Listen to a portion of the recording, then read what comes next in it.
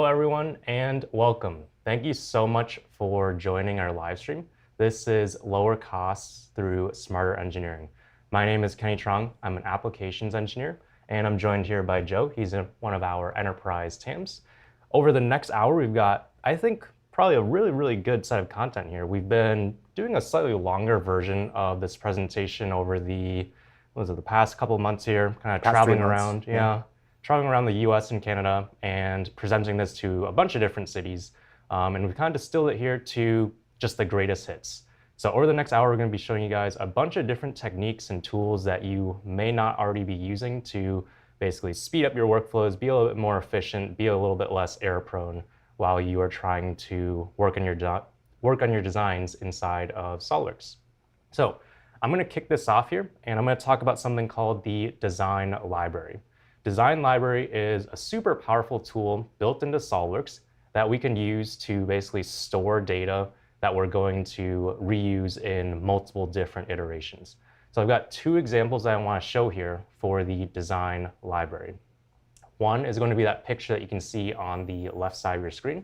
It's going to be a little handlebar mount for a bike, and on top you can put a little GPS unit so you can see how fast you're going, how far you've ridden your bike. And on the bottom, you can see there will be a GoPro or another action camera, or you can also fit a flashlight in there. So that little GoPro area, that's what I want to focus on.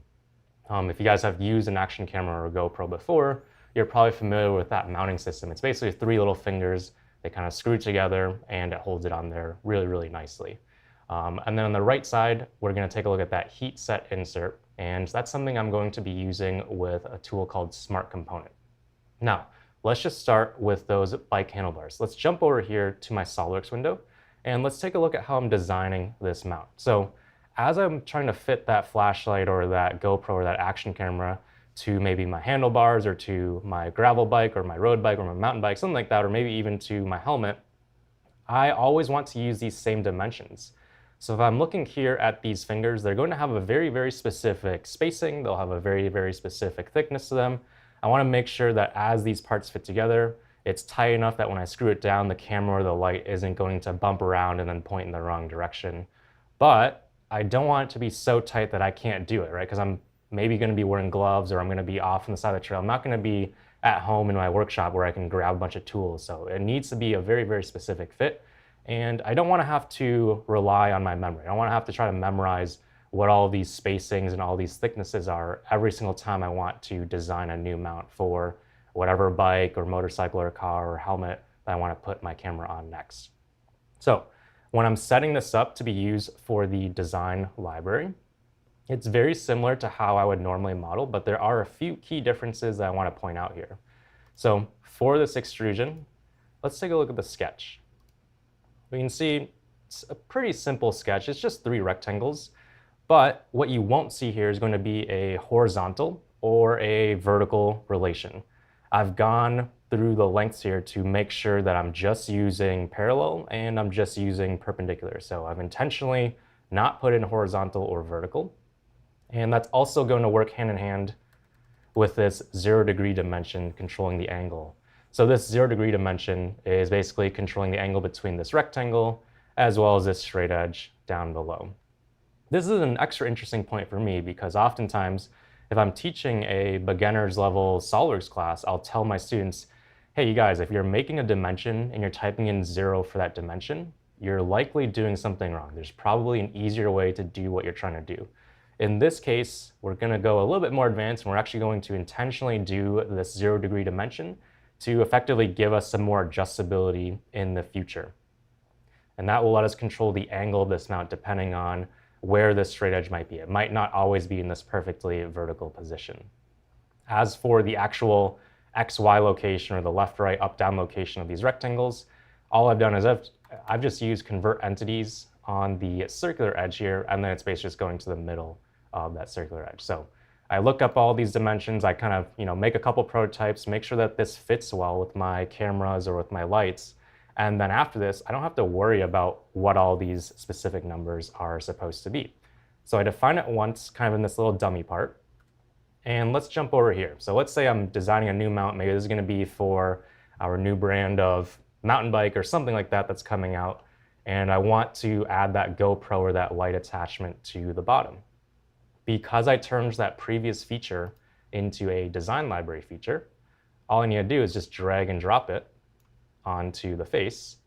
And this little picture-in-picture window appears, kind of ESPN style, or if you're watching sports, and it'll ask me for basically this straight edge. So it'll highlight for me, here's the straight edge in your original defining part.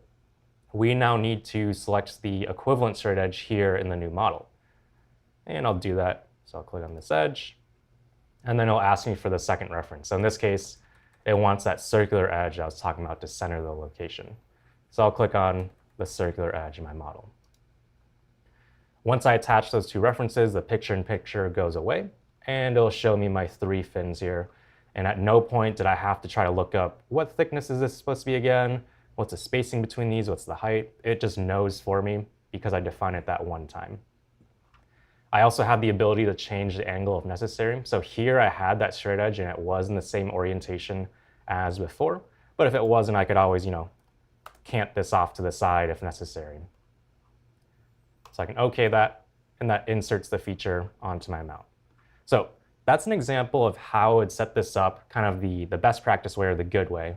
Let's take a look at some bad examples or some areas where I might make a very, very common mistake or fall into some pitfalls. So if I remove this, let's go to another design library feature. It's going to be the same GoPro mount. I've just defined it very, very slightly differently in that original part. So if I drag and drop this one on, I get the same window, and it'll ask me for the same edge. So it's asking for that straight edge. So that's fine. Everything looks normal so far. So I click on the straight edge in my part, and then it asks me for the circular edge. Again, everything looks pretty normal so far. So I'll click on that circular edge. And now it wants a third reference. It wants the opposite side circular edge. So it's a little bit different from last time. So I'll click on that opposite side circular edge.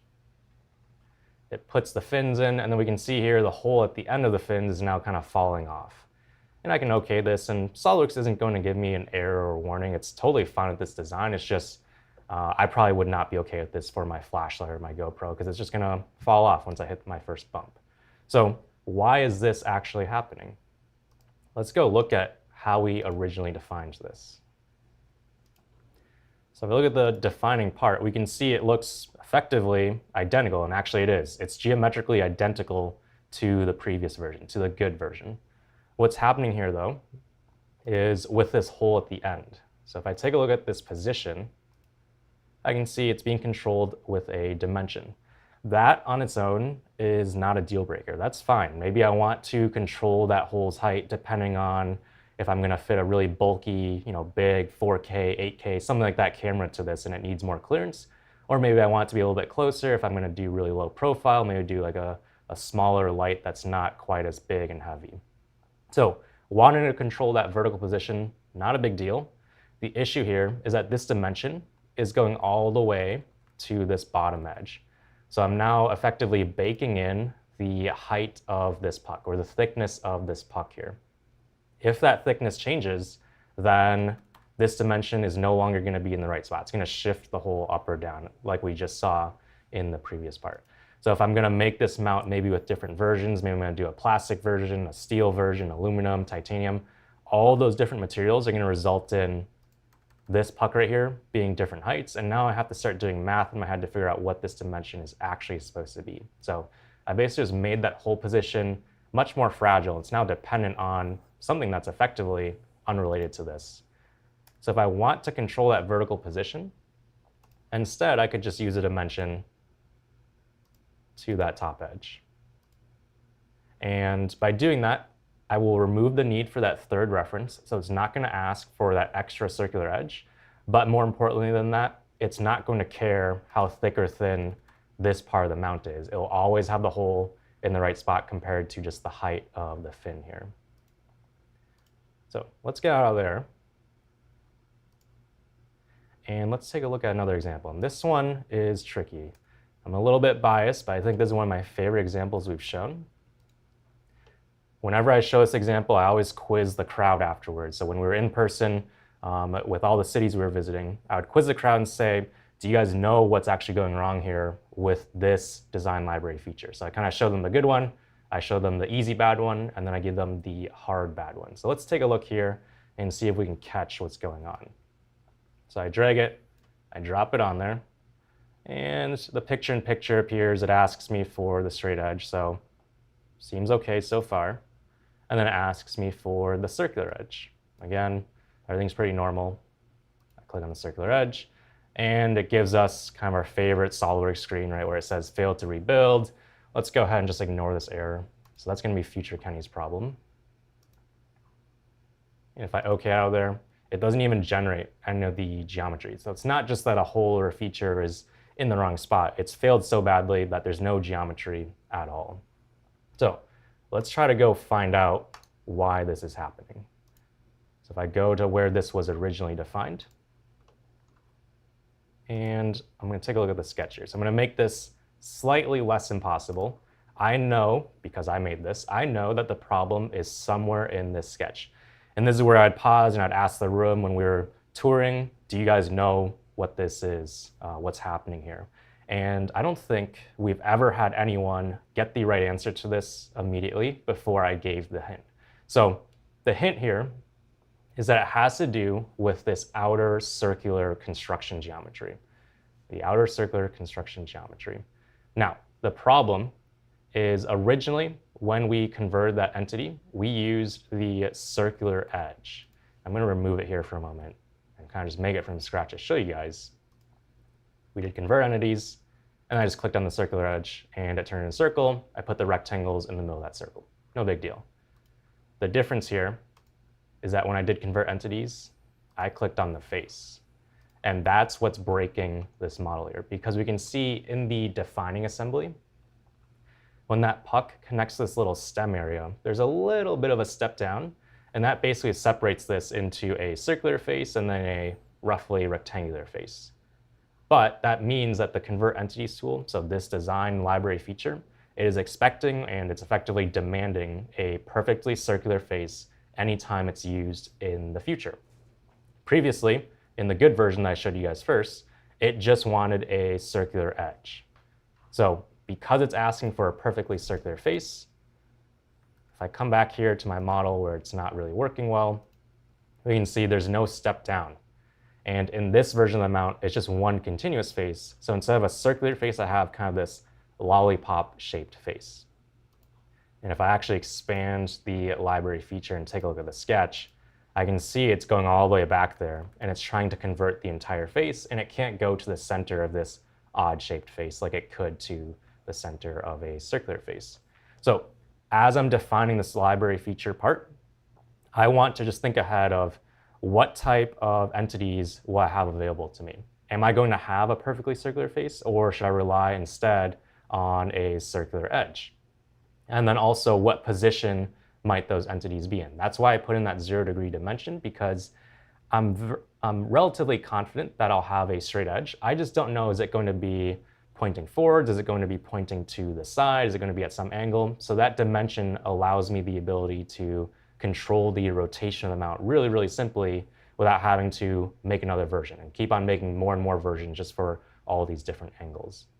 So that is the design library. It's great for reusing this information where we're going to be making 10 or 20 or 30 mounts, and they're all just slightly different. I don't have to keep on doing the same measurement over and over and over, because if I'm going to ask myself to remember 10.15, I can do that this week. Can I do that next week or the week after that? So let's go on to another example here where we're basically trying to take away having to memorize these different numbers all the time. So let's look at this heat set insert for a plastic part. This heat set insert, as I insert it into my plastic part, I'm not just going to melt it just through the plastic. There's going to be a hole already there, and it's going to be just slightly undersized. And as I melt it in, these knurls on the side of the insert will kind of grab the plastic. It cools down, and it will stop it from turning or backing out later. Now, this is a 1/4-20 insert, and it requires a hole with a very specific depth and a very specific diameter. So 2 numbers to memorize. That's maybe not that big of a deal for a lot of you guys. You guys are probably pretty smart if you're here watching our live stream. But can you memorize that for the next 10 inserts? So now you're asking yourself to memorize 20 numbers. And are you going to know those 20 numbers a month from now or 2 months from now when you need to use that really random kind of niche size that isn't often going to come up? So rather than kind of putting all the effort on ourselves to figure out all these numbers and know them every single time, where we could very easily forget or just fat finger it and put in an extra decimal, an extra zero or something like that, I can just bake in the whole to the insert itself. So let's take a look here. If I try to actually use this insert, let's say I make this handle and I want to have the insert go on the end. So I'm going to put in the insert and I'll mate it into position. Technically, I don't have to mate it into position to use these smart features, but it makes it a lot simpler to do so, and I don't really gain anything by not mating it into the right spot first. So I made it into the end. We can see there's no hole there yet. And all I need to do is I just click on the Insert Smart Feature button, and just like with the camera mount, it's going to ask me for this reference. So in this case, it's asking for the face where the hole will start. So I'll select the face here in the handle where the hole will start. And then I just click on OK. And again, it's still a little hard to see, but if I hide the insert for a moment, we can see it's now putting in this hole for me. And if I take a look at it, I can see the diameter of the hole is 0.316 inches. The depth of the hole is 0.35 inches. So again, those two numbers just right now in this moment, yeah, I can 100% memorize that. Not a huge deal. Do I know those numbers a month from now or 2 months from now? Probably not. So with Smart Feature, I can include that whole data with the insert. So anytime I use it in another part or another handle or anything like that, I can automatically bring in the correctly sized hole. If I jump back to the insert here, I can see when I define it to be a smart component, it will generate this smart feature folder. And this stores all the data associated with that smart feature. So everything will be stored inside the part file here. And I can also make changes if necessary. So let's say I use a couple of these inserts, and as I'm melting them into the part, all that plastic is going to ooze out, and it kind of forms this little ring around the top edge. And now it's not flush with the surface, and if I try to screw two components together, it might be kind of tipping back and forth. So I want to put in another little cut or kind of a chamfer on the top. That way, there's a little area for the displaced plastic to fill in. So I've already made that cut here, so I'll just unsuppress it. All right, so it's this little chamfer, and all I do is I just edit the definition, and I tell it, hey, let's also include the second cut here. And then OK. And let's get out of this assembly. I can save that. You'll notice that to edit it, I had to go into an assembly. That assembly is generated temporarily. So it's basically reading the data from this smart feature folder, creating a temporary assembly. I can work in that assembly, and then it kind of shoves everything back into the smart feature folder here inside the part file. So all of the smart data is stored inside the SLD PRT file. So let's try seeing if we can get that second cut to work. So if I head back to my handle, let's throw in another one of these inserts. And let's mate it into position. I'll use profile center here. That way I can do it with just a single mate. OK, so I get the insert into the right spot. And then I can insert the smart features. And it's going to ask me for the same reference as before, so the face where the holes start. I can also see, because I have two features, there are checkboxes here. I can choose to include or exclude one of these. So if I only want one cut but not the other cut, I could do that here with this list. I want both of them, so I'll just leave that alone. And if I click on OK, it puts in the cut, and it also puts in that little chamfer. So now as we melt this in, all that molten plastic will stay flush with the surface, and then our parts will have a nice mating contact between them as I screw them together. So that is the heat set insert. That's an example of the smart component. It will basically bake in that whole feature data, so I don't have to memorize what is the size of the hole, what is the depth of the hole every single time I want to use that insert, and for all the different sizes of inserts that I might actually have. So let's switch gears a little bit here, and let's start talking about something called design table. design table is a really, really powerful option where I can basically iterate on a design. So let's say for this semi-trailer example, we have these guards on the side. We're going to have, 95% of the design is going to remain static. And then as customer A comes in, or customer B or customer C comes in, I'm going to go in there, I'm going to tweak a couple dimensions each time and kind of send that off to that customer. So most of the design is kind of staying stable, and I just need to change a couple of things. So if I switch over here, let's go to the trailer. So this is kind of the main assembly that we're working in. And I'm going to be a little bit more specific here. I'm going to look at just these guards on the side. So let's switch over to that guard. And as I'm looking at this here,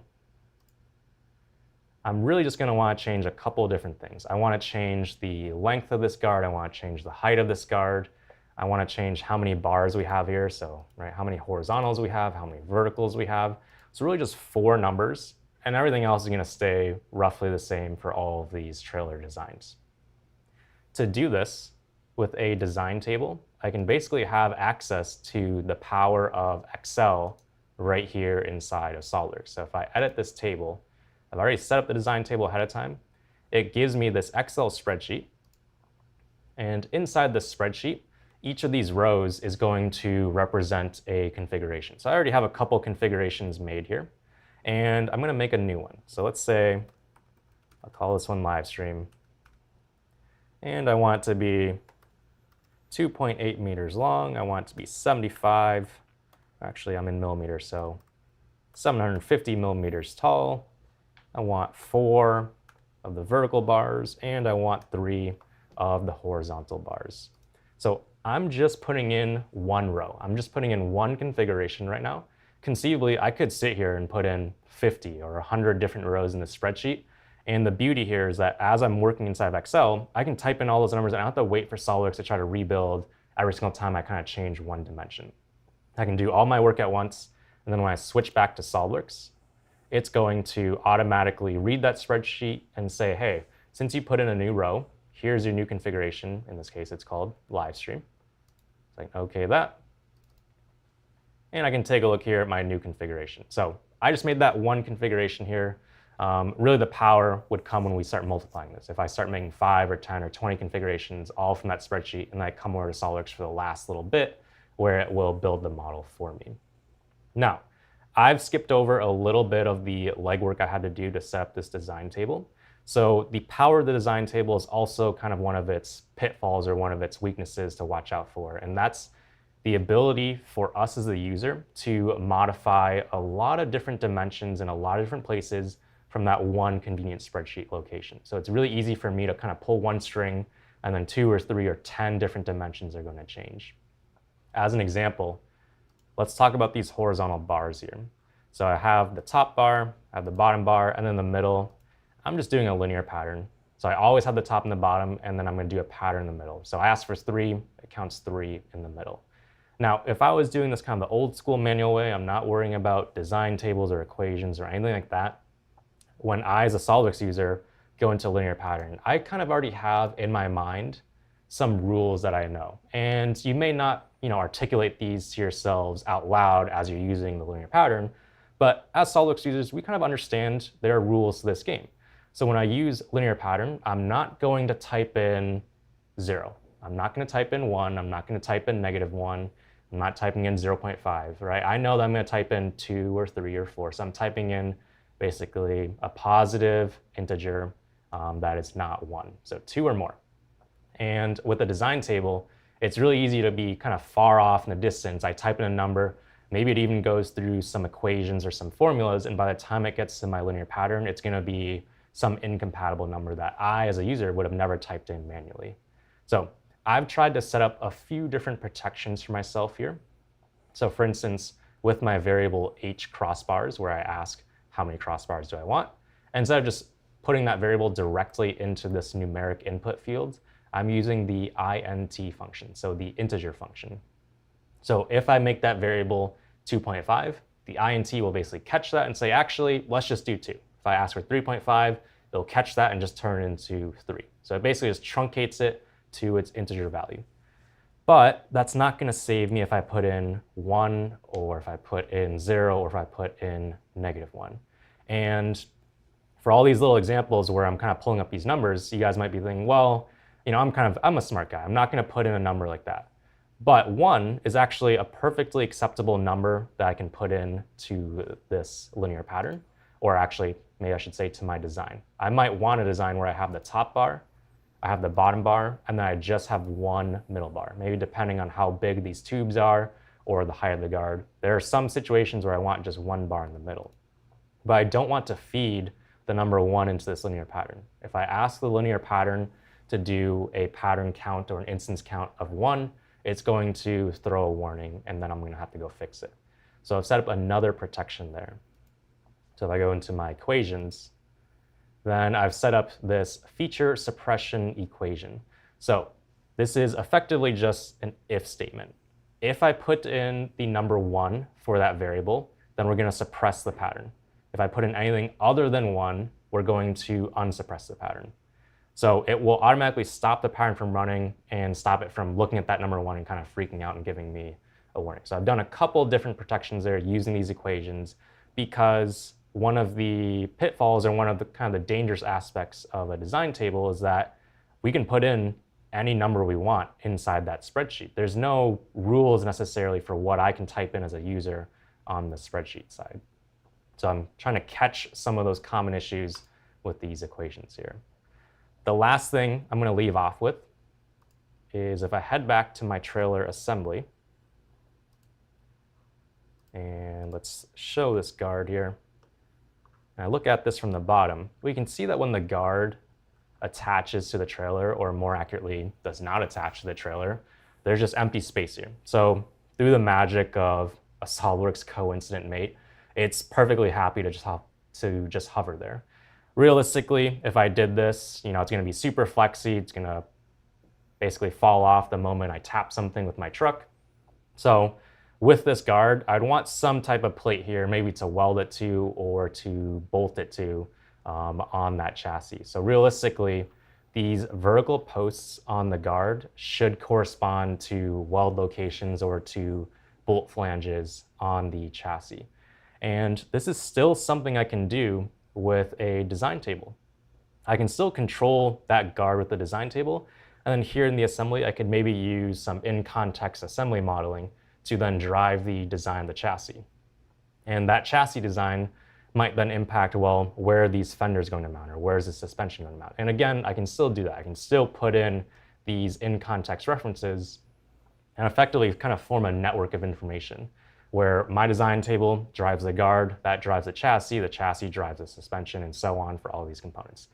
And if you're starting to get this kind of impending sense of complexity, or that it feels like it's going to be a problem later, you might be right there.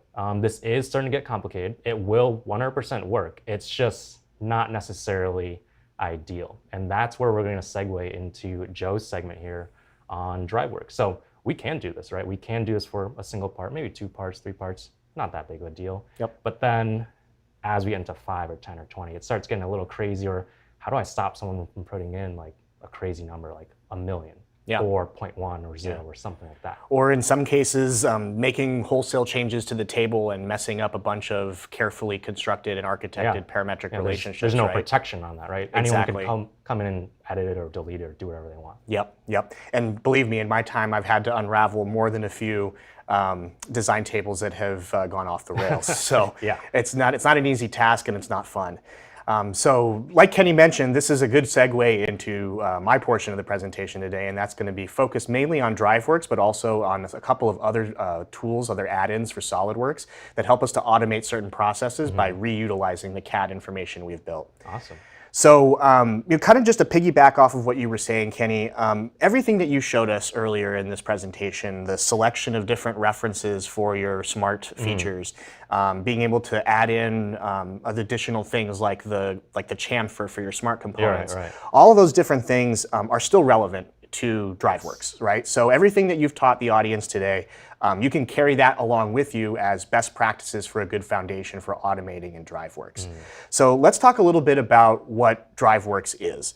DriveWorks is a tool, an add-in for SolidWorks. And just before I get into this, yes, it does require an additional license, but everybody who has SolidWorks today has access to DriveWorks Express. So you can go ahead and go to your Evaluate tab, find the DriveWorks Express tool there, and you can make use of some of the concepts and ideas that I'm going to show you here on a part level.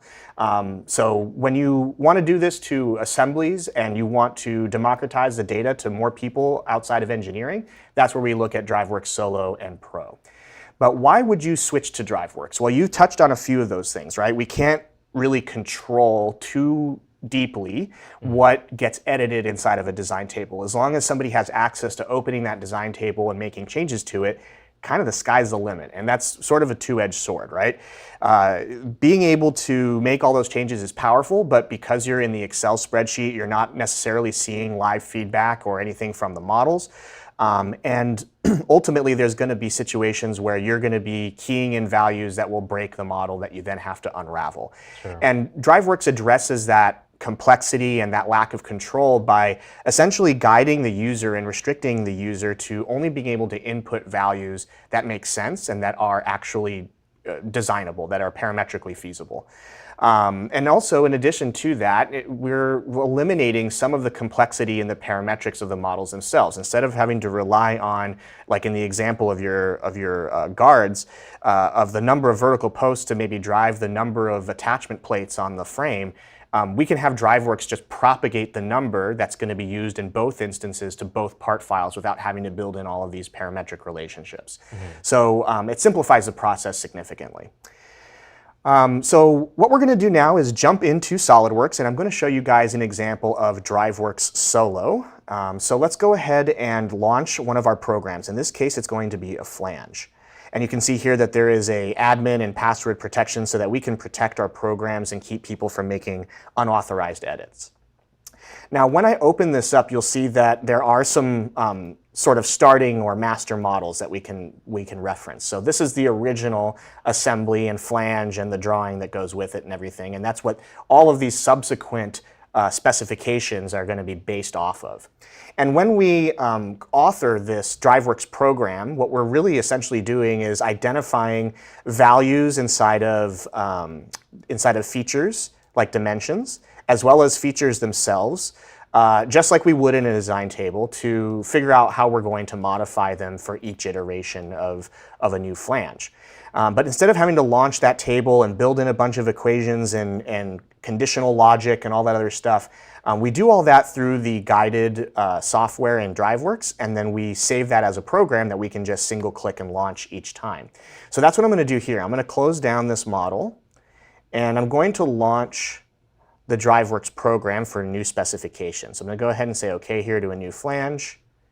And what we get is a form, and this form is fully customizable, and it has fields that are inputs that you, as the architect of this program, get to decide what they're going to be. And you can see here at the bottom that my next button and stuff is all grayed out because I haven't filled in this required information. So let's go ahead and put that in there now. Kenny is going to be my customer today, and we are in Brooklyn Park, and of course in the good old US of A. So now you can see that those little warnings at the bottom of the screen here, those required inputs are all gone, and we can hit the next button now without preventing us from doing that. And so again, this is going to ensure that every time somebody runs this program that they're keying in all the relevant and required information for this project. So I'll go ahead and go to the next page here, and you'll see that this is divided into 3 drop-down categories. And again, this is a huge advantage over what we would face in a design table, right? Where there might be multiple different standards, but they're not something you can select from within the design table. You'd have to know, for these standards, what are the sizes? What are the requirements for the hole spacing? What type of holes are they going to be? Are they going to be metric or an imperial? Whereas here, we just pick a standard, and all of those other questions are settled by the selection that we're making. So we're going to go ahead and say JIS in this case, and you'll see that there's also a drop-down for the flange type. And as I pick different ones, you're going to see the preview image at the bottom here, update, to give us a little bit of feedback on the fly about what it is that we're selecting. So again, another big advantage over the design table where you get zero feedback until you hit that accept button and then launch SolidWorks. So in this case, we're going to choose this weld neck, and then finally we have the pipe sizes. And again, this gets back to what you were describing in that pattern in the design tables, where if somebody keys in a 2.5 or something like that, you have to have some sort of safety net in terms of equations or logical operators to prevent something like that from happening. But in our case, there are so many different industry standard sizes that something like that would get very convoluted pretty quickly. And so again, we're assisting both the designer and ourselves by limiting this to a list of industry standard sizes. And so they can't pick something that isn't manufacturable or that isn't something that we're compatible with. So we're going to go ahead and choose a 24 for the size here and then hit next. And then finally, we're going to choose the material for our flange gasket. And again, all of the hole spacing, diameter, inner and outer diameters and all that stuff, that's all being driven by our previous selection, so we don't have to make all those things again. So I'm going to choose this 1060 alloy, and I'm going to hit next one more time, and finally finish. In which case, we're going to then let SolidWorks run in the background. DriveWorks is going to create the entire document package for us. So we're looking at the concept of designing with the lights out. There's a concept in manufacturing called lights out manufacturing, where you go ahead and you can put raw material in at one end, turn the lights off, walk away, and at the end of the weekend, all of your automated machines and pick and place robots will have taken that raw material and produced finished parts. And we want to take that concept and apply it to the front half, which is the design half, and say, hey, can I just click a button and walk away and then come back to a finished design package? And that's really what we're looking at now. So we have our model that's been created here based off of the selections that we made. And then you'll see that the gasket is in here as well. And in addition to the assembly that we also get a bunch of drawings and accompanying documents. And this is where DriveWorks really shines. So if we open up this folder here, where our DriveWorks files have been placed, and let's go to our flange and our specifications folder. So this is where each new iteration of running the program places that new one. And you can see here that this is the one I just created. So we can jump in here and we can see, for example, the drawings. So we get an e-drawings file, a PDF, as well as our native SolidWorks drawings. And so we have all of these accessible here. We can take a quick peek at the PDF. And if I needed to add more detail or something to these drawings, again, they're all just native SolidWorks documents, so I could open these up and add additional annotations or anything like that if I wanted to at this point. But again, one of the really cool benefits is that, let's say that the purpose of doing this is to really quickly have your engineer produce something for quoting, right? Our customer sent in some requirements or some requests for something to be made. The engineer ran DriveWorks, got a really quick result, and now I have to go ahead and give that feedback back to the customer. Well, why would we need to manually create things like a BOM or a quote document? And that's where DriveWorks can also automate some business aspects of our program. So instead of just giving us an assembly and a drawing, we're also producing additional documentation like a BOM, for example. So this is a BOM that we could give to procurement or to go out for pricing or whatever we need to do. And then we also have a quote document. And this quote document could automatically be attached to an email and sent to the customer. So again, we're automating the creation of these tertiary documents that get produced every single time we run one of these programs anyway. We're also using templates to drive the creation of these documents as well, and make it so that a single engineer can essentially, with a single click, create the entire package and hand it off to your sales department. There are other things that can be automated with DriveWorks, like for example, we're going to talk about SolidWorks CAM to create G-code in a little bit. That's another thing that could be baked into the automatic program for that particular assembly or part. And so you could get G-code automatically as well. But again, if your purpose is to quickly iterate on different sizes, different revisions of a particular product line, then this is a fast and very efficient way of doing that without elaborate design tables and stuff like that. So that's a quick look at DriveWorks Solo. I'm going to switch gears and talk a little bit about DriveWorks Professional and the purpose between, or the separation or the difference between DriveWorks Solo and DriveWorks Professional is that we're democratizing this program, this data. Instead of keeping this locked up on one workstation where the engineer is running this as, as requirements or as needs or as projects come in, we're going to make it so that a team of engineers can do this. And instead of tying up their desktop or their laptop at their desk, we're going to offload all of these programs to a machine on our network that's going to crank through and create all of those assembly packages. And that's what we call DriveWorks Autopilot. We also have a way for you to eliminate the engineer needing to run the program themselves. So you'll see there's a module called DriveWorks Live, and this is where we can create a HTML-based configurator where either the sales rep internally or perhaps your customer directly from your website can make the selections, create their custom configured product, and then all of the documentation like the assembly, the drawings, the quote, all of that other stuff can be generated by the autopilot running in the background and just send it to who it needs to be sent to. So at that point, you're basically automating the entire process and not having to involve the engineer at all. So that's what we're going to take a look at next. Let's look at our browser and let me show you guys an example of one of those online configurators. So here we have this semi-trailer that should look somewhat familiar based off of Kenny's example. And in this case, we have 4 different categories or main product lines. We have the chassis by itself, one with a flatbed, one with a rigid box, and another that's curtain-sided. And so in this case, we just make a choice and continue on from there. I'm going to go ahead and choose this rigid box. And then the rigid box, it gets loaded up and gives us these sliders for different sizes. And you can again see how DriveWorks is going to prevent us from making something that's either too large or too small for us to make. So we're going to go ahead and make this a very tall, very short box here. But again, this is guiding the user to making selections that are allowable. We'll hit next here. And now we can see that we're being asked to choose what kind of wheels, and you can see that this guide price down here is going to be affected depending on which option we choose.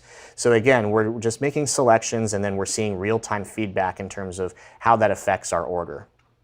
I'll hit next one more time and we get our doors.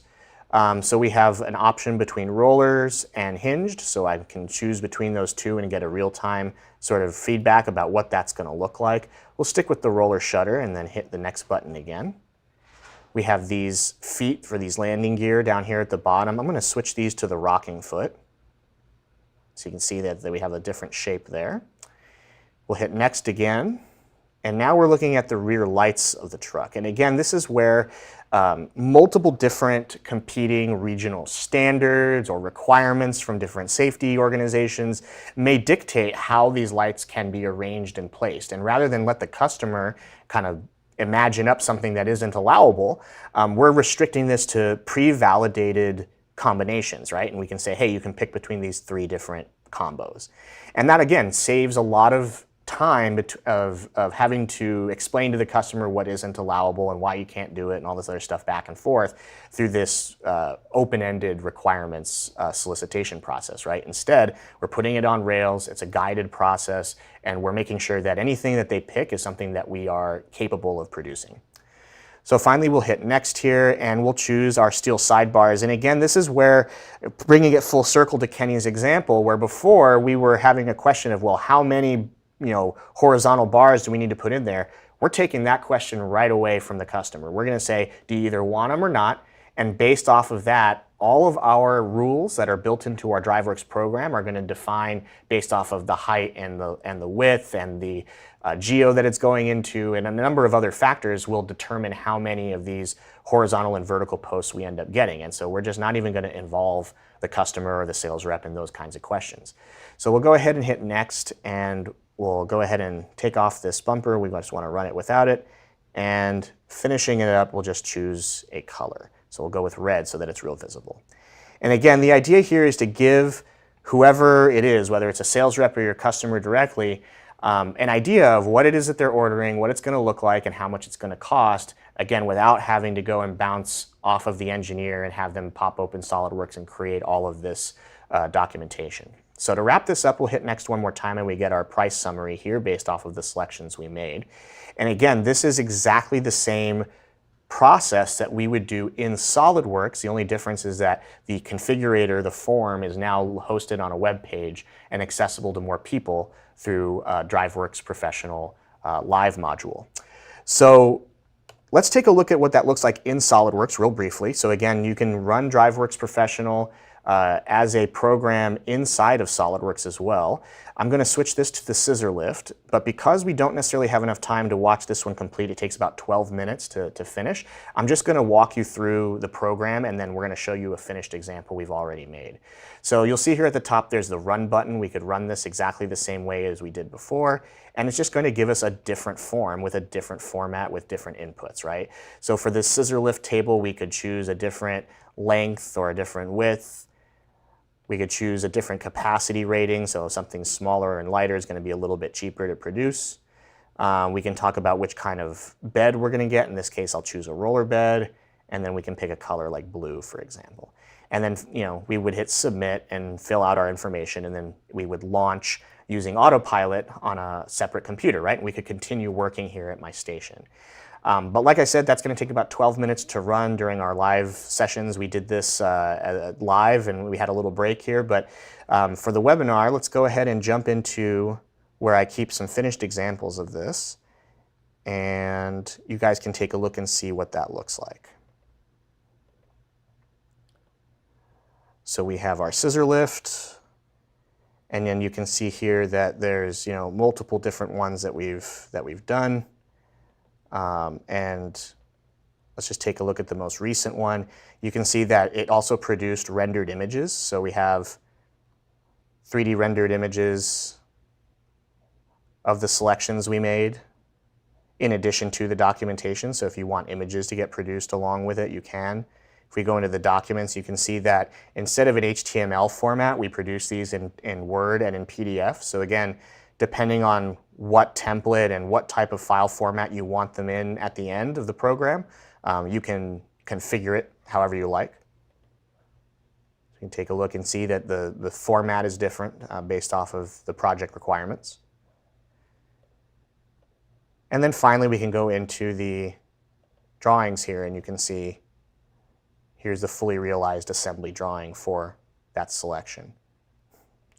So again, DriveWorks Professional is intended to allow you to create the same programs, but get more engineers involved by having the autopilot run on a separate machine. So multiple engineers can be submitting projects into a queue and then free up their own machine to continue working on their own stuff. And then also allows you to create that online configurator, right? So there's a lot of advantages to being able to democratize the data amongst the rest of the enterprise, the rest of the company, and DriveWorks Professional will facilitate that. Yeah. Awesome functionality right there. Yeah.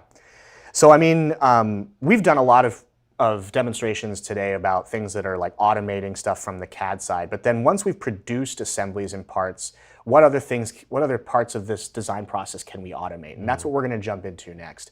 So what I'm going to show you guys next coming up here is some SOLIDWORKS CAM stuff. And for those of you guys who are unaware, SOLIDWORKS CAM is included with all licenses that are on active subscription. And SOLIDWORKS CAM gives you access to 2.5-axis machining, no turning. And the main benefits is that you don't need to be an experienced machinist to use SOLIDWORKS CAM.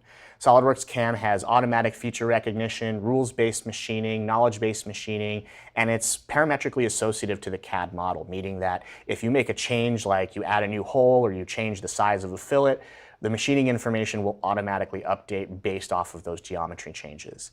So I'm going to open up a model here, and I'm going to show you guys what that process looks like. And I frequently get feedback from a lot of customers that say, hey, I think it's really cool that you guys included CAM tools inside of SOLIDWORKS, but the fact is that my shop floor or my manufacturing partner, they use whatever they want to use, and I'm not comfortable going down and telling them to use something else. And that's fine, because I think that there's a lot of value in terms of finding information that is feedback as designed for manufacturing by running SOLIDWORKS CAM as a designer. So even if you have no intention of using the G code to actually run and cut a part, you can get valuable manufacturing feedback before you hand off your design to the shop floor or to your manufacturing partner, and hopefully cut down on the number of iterations between your teams, and save some time and save some material cost and make things cheaper and faster. So I do think that there's still value in showing this to people. So I'm going to go ahead and open this particular part here. And you may recognize this as being one of the Model Mania components from years past. And what you need to do is make sure that your SOLIDWORKS CAM add-in is turned on. So I'm making sure that that add-in is there, which means that I have a tab of tools that is used from left to right, very similar to your simulation tools, very similar to your mold tools. You just start at one end of the command manager and start marching your way down to the other. And that's what we're going to do here. We're going to go ahead and start by defining the machine, and this is arguably the most important step, because if your intent here is to get feedback, realistic feedback about potential problems with machining a part, then you want to make sure that the tool crib here, the tools that are in this tool crib, as well as the post-processor you're using, accurately reflects the real tools that are available to you or your manufacturing partner, and that it is reflecting the way that the tool paths will be generated for this particular machine that you would be posting to. So by filling out this information accurately, you're ensuring that whatever you simulate is going to very closely approximate what your machinist is going to produce. So again, garbage in, garbage out. You can't expect to just pop this open, run it, and have it reflect reality. You do need to make adjustments in here to the tool crib and the post processor. But let's just assume for a moment that everything in here is high and tight, and we are happy with how accurately it reflects our real-world capabilities. And so we're going to go ahead then and extract our machinable features. Now you can adjust things like the coordinate system, like where we start from and things like that. Like I'll pick a point down here to start from just to kind of show you guys some things. And it'll automatically rebuild based off of that selection change. There's also a stock manager, so if you know you have certain stock sizes or a scrap piece you're going to try and cut this thing out of, you can modify all this stuff if you needed to. But the important piece is, again, as a non-experienced machinist, you know, I don't know what's supposed to be a facing or a roughing or a mill or a pocket or whatever. So I'm going to rely on the knowledge of SOLIDWORKS CAM in order to do that for me. So we're going to extract machinable features first. It's going to identify and categorize what's a drill hole, what's a pocket, what's a roughing pass, what's a finishing pass. And then finally, all we have to do is generate our operations plan where it's going to order all of those features into a logical series of steps based off of what's in our tool crib. And then finally, we generate our toolpath. And again, this is where that post is going to generate a toolpath that is reflective of the machine's capabilities that you're going to theoretically use. And again, I'm going to keep emphasizing this. I don't intend for you to necessarily use this to go and cut something out yourself. I do think that there is valuable feedback from a design for manufacturing standpoint. So now what we're going to do is simulate the toolpath, because that's really the most important piece to me as a designer. I'm going to go ahead and hit play here, and I'm going to see, oh, I've got a tool head coming in from the bottom. That's probably not physically possible. And then as I'm roughing out this part, I see that I've orphaned these two chunks of material on the outside here that if they're not fixtured or if they're not in some way held down to the plate that this thing is being cut out from, they might fly off, they might impact the tool cutting head, they might interfere with my machining process. So maybe I should reorient this part or change the stock size, or any number of different solutions that you can discuss with your machinist is now possible because I'm looking at a simulation, getting some feedback, and understanding where something might go wrong. And that's really what I see as the benefit of having this 2.5-axis SOLIDWORKS CAM included for designers, which is that, you know, if you want to cut something out yourself in your prototype shop or whatever, fantastic. By all means do that. It's great for that. But if you also just want to understand, am I going to get this part sent back to me by my manufacturing partner or my machinist on the shop floor with a smiley emoji and a wink saying, hey, you got to redesign this, I would try to avoid that by spending more time in here and understanding what I potentially goofed on from the design side. So that's SOLIDWORKS CAM, and like I mentioned, that this is just an automatic way for you to extract some machining and design for manufacturing information from your CAD data. And so then the next question is, once we've made something, once we've cut out a part, how do we know that it is made accurately? How do we know Sure, that it sure. matches the design that we defined, right? Right. It's gotta work. Right, it's got to work, and we got to make sure that our manufacturing partners are held accountable, right? Because our drawings are sometimes not as great as we think they are. Yeah. And so, that's where SolidWorks Inspection comes in. So SolidWorks Inspection is a document authoring tool for the quality assurance department. This is usually a 100% manual process. I've been to multiple different shops where their QA department is either one very, very busy guy or a multiple very busy people that are taking printed out drawings, marking them up with a Sharpie, going to a table and measuring things, and then writing down by hand recorded actual values of what they measured into a printed out spreadsheet. And what SolidWorks Inspection does is create a digital paper trail for all of these documents and a way for you to have a fully digitized quality assurance paper trail. So that's what we're going to do next. We're going to open up the drawing for this part, and as I say that, I do want to remind everyone that SolidWorks Inspection is CAD agnostic. It doesn't care from where the drawing comes from, or whether it's a PDF or a scan or whatever it is. We can run SolidWorks Inspection in its own standalone program, so it doesn't necessarily have to be an add-in within the SolidWorks interface. But what we're going to do here is turn on our SolidWorks Inspection add-in, and then we'll start a new project and clear out all these old balloons. Now this first template that's here, it's going to define things like the default tolerances and the extraction criteria. So you don't have to set this up each and every time, and I'm just going to briefly show you an overview. But for example, part name, I don't have to key it in. I can just grab it directly from the custom properties of the drawing part. All that stuff can be extracted automatically, or you can type it in however you want.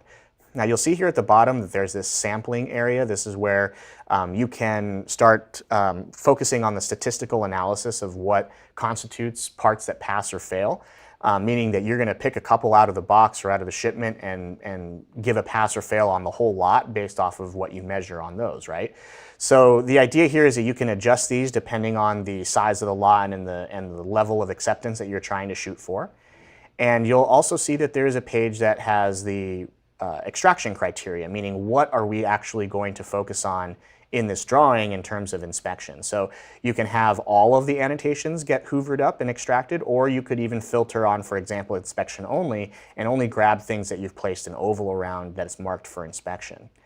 And then finally, you have your default tolerances, which you can normally look at the title block and grab, but for these different inspection project templates, we can bake it right in, and we can know for any of the annotations that don't have a specified tolerance value that they'll absorb these ones. So again, this is all part of the template. We don't necessarily have to do this each and every time. I'm going to hit OK, and it's going to automatically balloon my drawing in just a single click.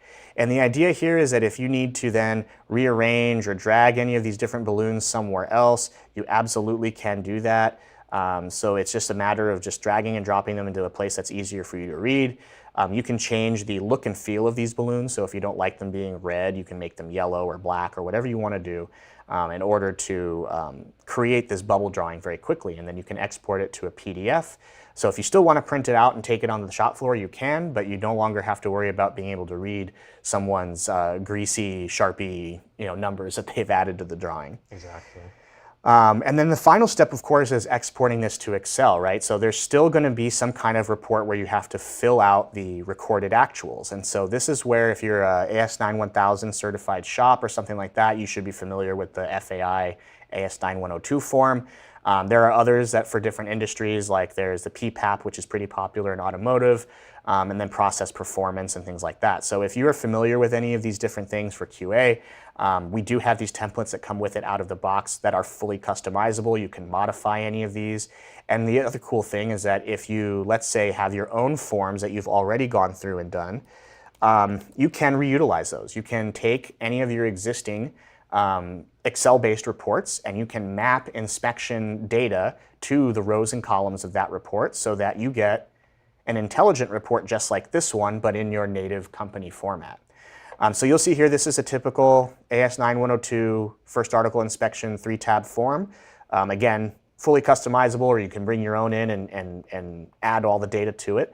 But it's super straightforward and easy to do. And because this is already in Excel, somebody could be with a tablet or a workstation, and they could be keying in their actual recorded values. No more having to write it in by hand, no more having to interpret, no more having to scan.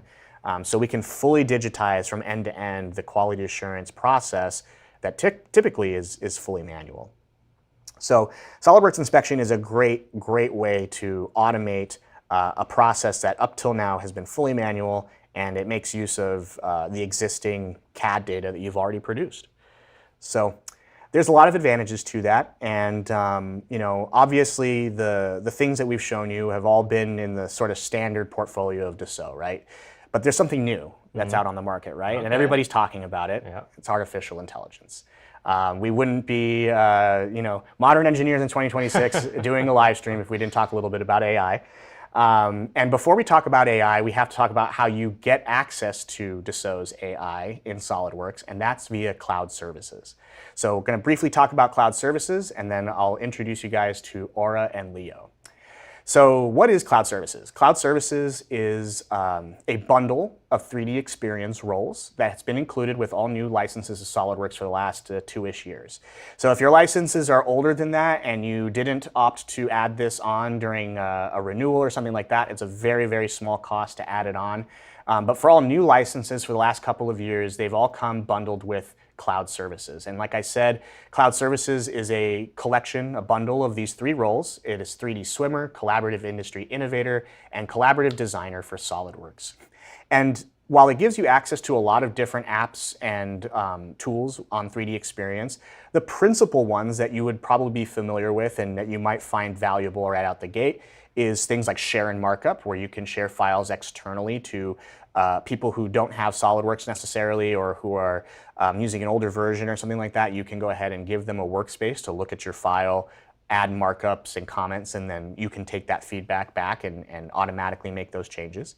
There's also cloud PDM. So if you guys are currently using network folders, Dropbox, any of those other old school solutions to store your SOLIDWORKS parts and assemblies, you should know that cloud services comes included with a cloud version of PDM. So you guys will be able to globally access your documents and manage them from within the SOLIDWORKS interface, and it's fantastic. And then of course the last thing that we'll talk about here and focus on is access to AI. And principally that would be the 2 new virtual companions, Aura and Leo. So who are Aura and Leo? Aura and Leo are 2 virtual companions from Dassault, and they are optimized and trained on different competencies. You have Aura, which is designed or trained to understand information from sort of like the broader industry about engineering, business concepts and insights and things like that related to design. And then also it's trained on things like the SOLIDWORKS forums, the 3D Swim community, the help file, being able to give you a good framework for where to find information on how to do things inside of your CAD tools. And that's pretty great. But the one we're going to really focus on today is Leo. And Leo is the one that can look inside of your SOLIDWORKS parts and assemblies. It can do things for you like create product structures, and it can also create drawings and other things for you. And the capabilities are growing every day. So what we're going to do here is I'm going to open up the assembly that this is based on. And the first thing I'm going to do is ask Leo to identify some hardware for me. So, hey Leo, can you change the color? And once it does that, it's going to apply the red color appearance to them. So we'll just give it a second there. And there we go. So now I can see that the 3 hardware screws that I added here to my assembly are highlighted in red. And for somebody who has to do this for multiple different sub-assemblies and a very large, complex top level, obviously this is going to be a lot faster than drilling into each one of those components and having to do this one at a time. So the very last thing that I'll leave you guys with is creating drawings. So let's say I need to create a drawing of this assembly. So I'm going to ask Leo, I need a drawing.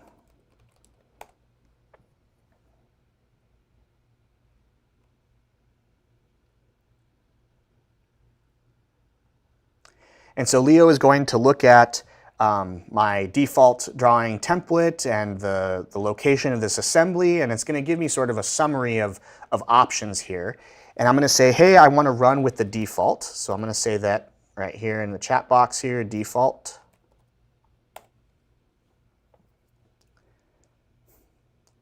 It's going to ask me, like I said, for a sort of specifics about where I want to put the file and things like that. I'm just going to go ahead and say run with whatever you assume is the correct one.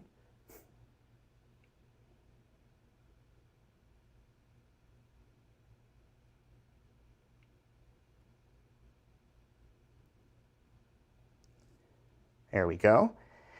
So you can see here you could change the template source, the sheet format size, where the model is sourcing from, what views you want to put in. But again, we're for the sake of time here, we're just going to say, hey, I want to see a preview of what this drawing would look like with just the default settings that you've listed there. So we're going to hit preview, and in just a moment here, it's going to pop up with just a small black and white render of what this drawing would look like.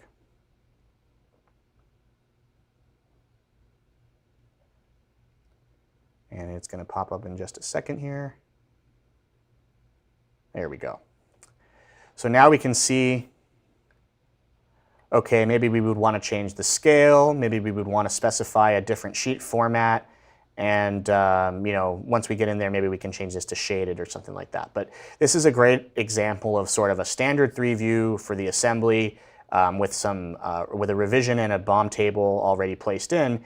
And so if we were happy with this, we could say, hey, yes, we'd like to confirm and create that drawing. Or if I wanted to change the scale or whatever, I could revise and iterate on this here in the chat box. But we're coming up to the top of the hour now. And so with that, I want to wrap up, and I want to give Kenny an opportunity to announce the prize winners of our live stream contest.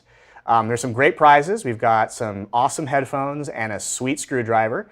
So without further ado, we'll go ahead and let Kenny take it away with the names of our contest winners. Yeah, let's start with the screwdriver set. So this is a Fantic electric screwdriver set. And actually, I think you mentioned you were just using this pretty recently, and it was an awesome experience for you. Yeah, on some electronics, it's great for avoiding stripping out little screws. Mm-hmm. Sweet. So our runner-up prize winner is going to be Ezra Sears. Congratulations, Ezra. You will receive an email with more details on how to actually get your prize. So awesome job, Ezra. That's going to be a really sick prize to use. Yeah, lucky you, Ezra. Yeah. Now, the next prize, the grand prize here, I think we're both already experienced with this since we've been doing a lot of flying lately, right? Yep. So these are going to be the Sony XM5 noise canceling headphones. And the grand prize winner is Tally Kohler. Congratulations, Tally. Awesome. Nice job, Tally. Good job. If you haven't used this before, it really makes flying just like a different experience, basically. I don't hear anything. So. Right? Yeah. All right, guys. That's all we've got for you today. Thank you so much for coming. Thank you to our behind-the-scenes team that with all their hard work to kind of put this live stream together. And if you guys are heading out, remember, there is a handout available to download, so you can use that as a reference for later. So feel free to click on that link.